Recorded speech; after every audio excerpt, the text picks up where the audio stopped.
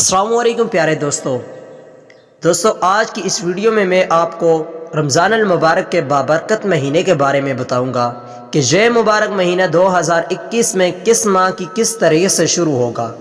Video میں مزید آگے بڑھنے سے پہلے آپ سے گزارش ہے کہ اس چینل کو ضرور سبسکرائب کر لیں اور ویڈیو کو لائک کر دیں۔ پیارے دوستو، رمضان اسلامی سال کا 9واں مہینہ ہے۔